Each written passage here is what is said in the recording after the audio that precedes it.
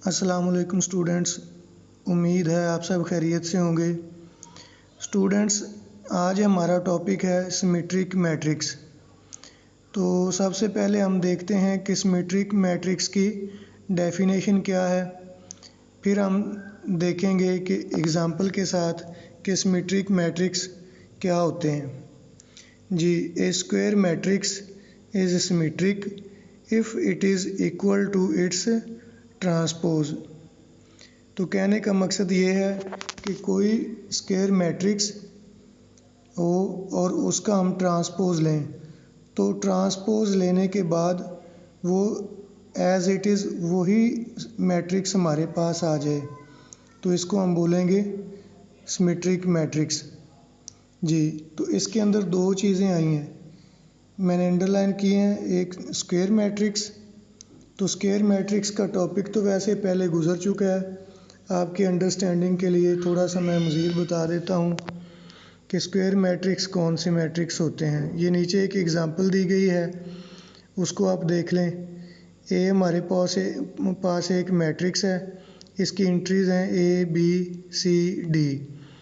तो square matrix वो matrix होगा जिसके रोज़ नंबर ऑफ़ रोज़ और नंबर ऑफ़ कॉलम्स एक दूसरे के बराबर होते हैं। तो आर्डर सामने लिखा हुआ है 2/2, यानी रोज़ पहले लिख के और बाई के बाद कॉलम लिख के, ये इसका फार्मूला है। तो 2/2 आर्डर से हमें पता चल रहा है कि इसके दो ही रोज़ हैं और दो ही कॉलम्स हैं। तो दूसरी एक चीज़ इसके अंदर अंडरलाइन की गई है डेफिनेशन के अंदर, ट्रांसपोज। तो ट्रांसपोज का जो हमारा टॉपिक है ये भी गुजर चुका है पीछे। तो मज़ीद आपको थोड़ा सा बता देता हूँ कि ट्रांसपोज क्या होता है। नीचे हेडिंग दी गई है ट्रांसपोज ऑफ ए मैट्रिक्स। तो लिखा गया है कि रोज़ इनटू कॉलम्स और कॉलम्स इनटू रोज़। कोई मैट्रिक्स लें और उसकी रोज़ को अगर कॉलम में बदल दें या कॉलम को रोज़ में बदल दें, तो जो हमारे पास रिज़ल्ट आएगा वो उसका क्या होगा, ट्रांसपोज। तो चलें अब हम अपने मेन टॉपिक की तरफ चलते हैं। जो टॉपिक था हमारा सिमेट्रिक मैट्रिक्स, इसकी नीचे एग्जांपल दी गई है। एक हमारे पास मैट्रिक्स है एम, उसका नाम है, और उसके अंदर एंट्रीज़ 1 2 3 ये रो नंबर 1 है, 2 -1 4 ये रो नंबर 2 है, 3 4 0 ये रो नंबर 3 है। तो देखें डेफिनेशन के मुताबिक अगर हम इस एम का ट्रांसपोज लें और वो ट्रांसपोज एज इट इज़ वही मैट्रिक्स हमारे पास आ जाए जैसा एम है, तो फिर ये क्या होगा, सिमेट्रिक मैट्रिक्स। तो चलें हम देख लेते हैं। रो 1 को अगर बदलते हैं हम कॉलम में, तो कॉलम 1 आप देख सकते हैं एम की पावर टी ऊपर लिखा हुआ है, ये रिजल्टेंट आएगा इसका ट्रांसपोज। तो रो 1 को कॉलम 1 में बदलें तो कॉलम 1 हमारे पास आ रहा है 1 2 3। इसी तरह रो 2 को कॉलम 2 में बदलें तो हमारे पास जो आ रहा है वो 2 -1 4 है कॉलम 2। और R3 को अगर बदलें C3 में तो 3 4 0। तो देखें हमने M जो मैट्रिक्स था इसका ट्रांसपोज लिया और ट्रांसपोज को देख लें कि जो ट्रांसपोज है वो सेम वही मैट्रिक्स बन रहा है जो M था।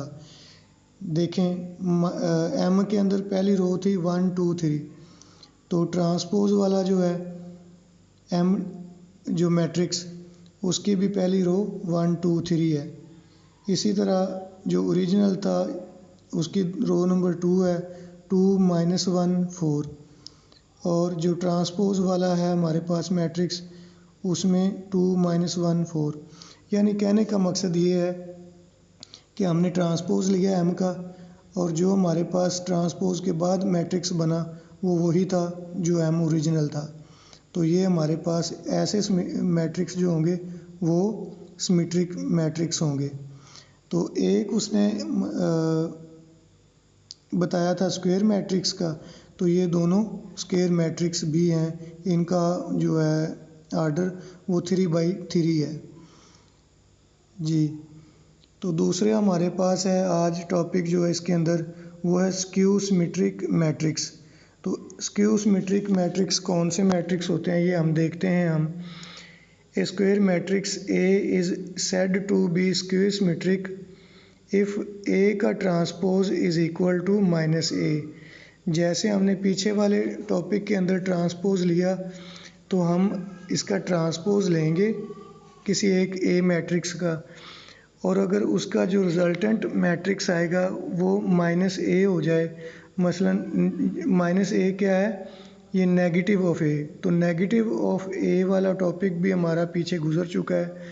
तो थोड़ा सा आपको आइडिया दे देता हूँ कि negative of A is obtained by changing the science of all the entries. तो नीचे एग्जांपल बताई गई है। ए हमारे पास एक मैट्रिक्स है, इसकी entries A B C D हैं।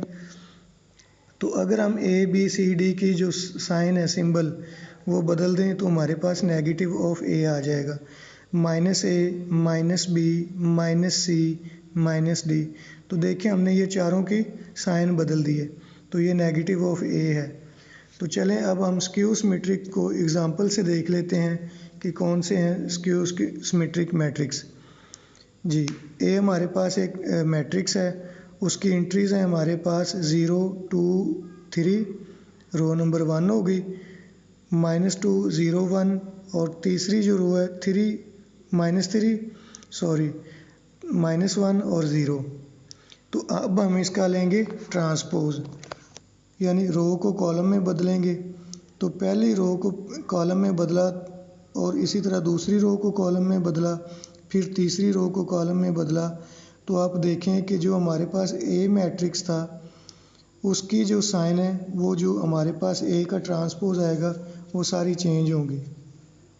जी, तो ज़ीरो देखें, इसकी कोरस्पॉन्डिंग जो ज़ीरो है ट्रांसपोज में, तो ज़ीरो के साथ कोई भी साइन हो इससे मैटर नहीं करता, क्योंकि ज़ीरो के साथ साइन होता ही नहीं।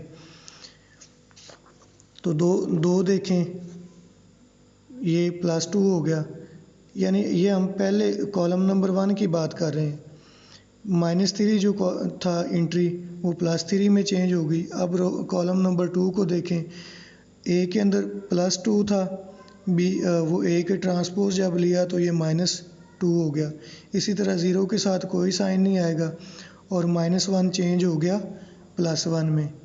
कॉलम नंबर 3 को देखें तो जो 3 पॉजिटिव का था वो नेगेटिव में चेंज हो गया, 1 प्लस का था वो माइनस में चेंज हो गया, और ज़ीरो के साथ फिर कोई हमने साइन नहीं लेना।